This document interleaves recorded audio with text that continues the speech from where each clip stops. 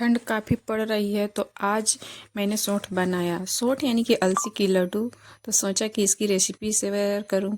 इसे ठंड में ही खाया जाता है और बिहार में ये ठंडी के मौसम में हर घर में बनाए जाने वाला बहुत ही फेमस लड्डू है।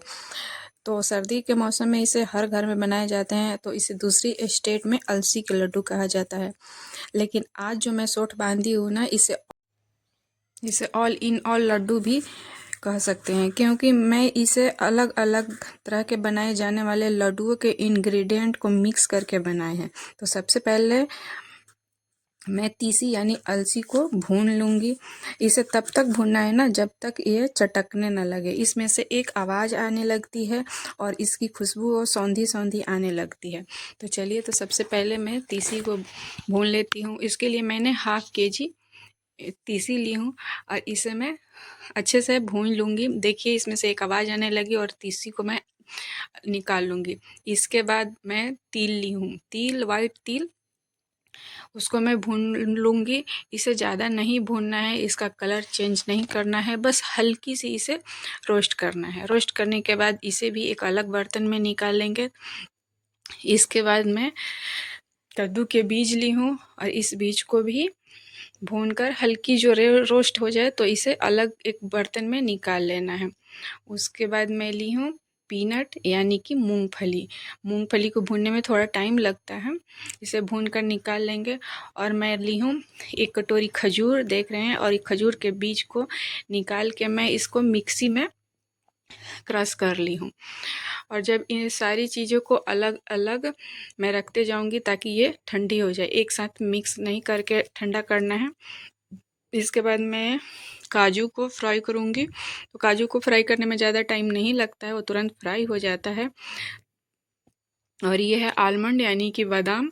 तो बादाम को फ्राई करने में थोड़ा टाइम तो लगता है, इसीलिए मैंने एक साथ इसे फ्राई नहीं किया, काजू और बादाम को। तो बादाम ये देखिए फ्राई हो गया है, ये हल्का चटकने लगा है। अब इसे निकाल लूँगी। और मैं ली हूँ मेथी। मेथी मैं बिल्कुल थोड़ा सा ली हूँ, ये कड़वा होता है तो इसीलिए इसकी टेस्ट थोड़ी चेंज हो जाती है ज़्यादा डालने से। तो मेथी को मैं मतलब 3 चम्मच ली हूँ, ज़्यादा नहीं ली हूँ, और उसे ड्राई रोस्ट कर ली हूँ। सारे को ठंड होने के लिए छोड़ दूँगी। और मैं ली हूँ ये 200 ग्राम घी। आधी घी मैं कढ़ाई में डालूँगी, ये देख रहे हैं ना आप। और जब घी गर्म हो जाए तो गोंद, जो मैं 100 ग्राम के आसपास गोंद लेके आई थी, गोंद को मैं घी में फ्राई करके अच्छे से निकाल लूँगी। ये घी गर्म होना चाहिए इसको फ्राई करने के लिए। और ये गोंद देखिए फ्राई होके बड़ा बड़ा होने लगा है। तो गोंद को सारे में फ्राई करके 2 से 3 बार लगेंगे मुझे फ्राई करने में। और इसे एक अलग बर्तन में निकाल लूँगी। क्या होता है ना कि गोंद थोड़ा ज़्यादा लाल नहीं करना है, हल्का सा सुनहरा होने पे ये जो बड़े बड़े पॉपकॉर्न की तरह बन जाते हैं। अब उसी घी में, थोड़ी जो घी बची है उसी घी में मैं डालूँगी 3 से 4 चम्मच हल्दी की। और ये मेरी घर की हल्दी है। घर की हल्दी बहुत ज़्यादा अच्छी होती है। अगर आपको मार्केट वाली हल्दी मिले तो वही डालिए, नहीं तो घर की मिल जाए तो सबसे अच्छी है। और ठंड में हल्दी खानी भी चाहिए। तो उसके बाद मैं इसमें जो मैंने अदरक को कद्दूकस करके रखा था और जो मैं खजूर रखे थे उसको मिक्सी में ग्राइंड कर ली हूँ। तो दोनों को इसमें डाल के और फ्राई करूँगी। इसे थोड़ा ज़्यादा फ्राई करना है अदरक को। देखिए अदरक से एक अच्छी टेस्ट आने लगी, एक अच्छी खुशबू आती है। थोड़ी थोड़ी धीमे आंच पे इसको फ्राई करना है, ज़्यादा तेज़ पे नहीं फ्राई करना है, नहीं तो ये सारे जल जाएंगे।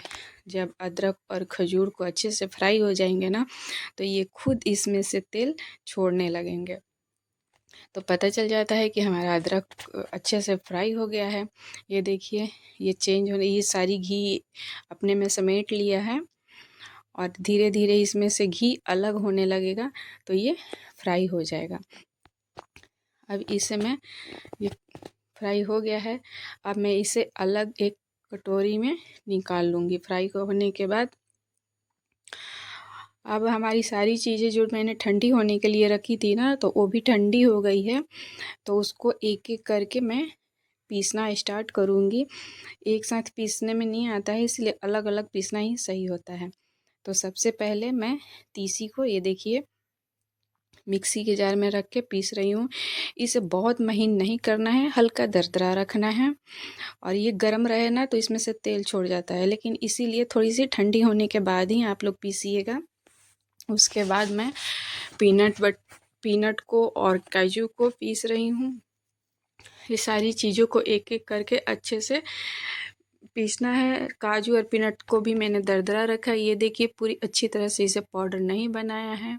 और इन सारी चीज़ों को एक बड़ी बर्तन में मैं एक के साथ एक के ऊपर एक रखती जा रही हूँ और फैलाते जा रही हूँ। उसके बाद मैंने बादाम को पीसा है। बादाम पीसने के बाद मैंने जो कद्दू के बीज होते हैं उसको पीस लिया है। इसे मैं अच्छे से पीस ली हूँ कद्दू के बीज को। और हाँ, एक और बात मैं बताना चाहूँगी ना कि जब मेथी आप पीसिएगा ना तो इसको बिल्कुल ही बारीक करके पीसिएगा, बिल्कुल पाउडर बना देना है इसको नहीं, क्योंकि मेथी का जो टेस्ट होता है वो कड़वा होता है, तो वो हमारे दांतों पे आता है तो एक कड़वा टेस्ट लाता है जो खाने में अच्छा नहीं लगता है। इसीलिए मेथी का बिल्कुल ही पाउडर बना देना है। उसके बाद मैंने तिल को हल्का क्रश किया है। इसे भी मैंने पाउडर नहीं बनाया है, दरदरा ही है। और अब लेंगे गोंद। तो गोंद को पीसने के लिए मिक्सी की ज़रूरत नहीं पड़ती है। एक बड़े बर्तन में रख के ग्लास से या खलबट्टे से किसी भी चीज़ से आप इसे क्रश कर दीजिए और ये ऐसे फॉर्म में आ जाएगा। ऐसे फॉर्म में आने के बाद इसको उसी के ऊपर मैं रखूँगी और इसके साथ में मिलाऊँगी अब हल्दी, खजूर और जो मैंने अदरक भून के रखे थे ना उसको डाल के मैं सारी चीज़ों को अच्छे से मिक्स कर रही हूँ। इसमें थोड़ी सी काली मिर्च भी पीस के डाल सकते हैं अगर आपको पसंद है तो, नहीं पसंद है तो आप स्किप कर सकते हैं। मैंने स्किप कर दिया है क्योंकि मेरे बच्चे फिर नहीं खाएंगे, हल्का कड़वा लगेगा, तीखा लगेगा। तो उसके बाद मैंने जो हमारी घी और बची हुई थी ना वो घी मैंने डाला है। तो 100 से 150 ग्राम के आसपास घी है और मैंने ये 1.5 केजी गुड़ डाला है। गुड़ को मैंने छोटे छोटे टुकड़े में तोड़ लिया था और उस घी में धीरे कम आंच पे मेल्ट होने देंगे। जब हमारी गुड़ अच्छे से मेल्ट हो जाए और इस स्टेज पे पहुंच जाए तो उसमें एक बॉयल आने तक उसे पकाना है। गुड़ को ध्यान रखिएगा ना कि ज़्यादा बिल्कुल नहीं पकाना है, बस एक बॉयल आने तक पकाना है गुड़ को। और फिर जो हमारी सारी मिक्सर रेडी करके जो रखी हूँ मैं तीसी के साथ साथ सारी ड्राई फ्रूट्स का, उसके ऊपर से गुड़ डालूँगी। और अगर आपको घी कम लगे ना तो थोड़ा सा घी आप गरम करके और डाल सकते हैं। और डाल के इसे अच्छे से मिक्स करना है और इसे छोटी छोटी लड्डुएँ बनानी है। ये देखिए ये लड्डू कितनी अच्छी देखने में लग रही है और ये काफ़ी हेल्दी भी है। ठंड के दिनों में इसे खाने से कई बीमारियां कम हो जाती है। ये गर्म होती है, कमर दर्द में भी फ़ायदा करता है। तो ये हमारी लड्डू देखिए कितनी अच्छी बन के रेडी हो गई है। ड्राई फ्रूट जो दिख रहे हैं ना, चंक्स दिख रहे हैं इसके वो जब मुंह में आते हैं ड्राई फ्रूट के चंक्स तो खाने में काफ़ी अच्छे लगते हैं।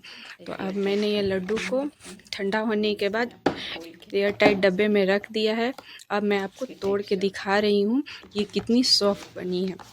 बिल्कुल ही हार्ड नहीं है, ये आराम से टूट रही है। ये देखिए बिल्कुल भी हार्ड नहीं हुआ है, बिल्कुल ही अच्छे से टूट रही है, सॉफ्ट है और खाने में भी बहुत ज़्यादा टेस्टी है।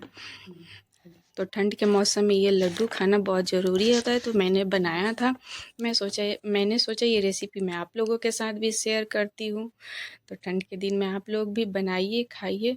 सच में ये इसकी टेस्ट बहुत ही ज़्यादा अच्छी है, बहुत अच्छी बनी है।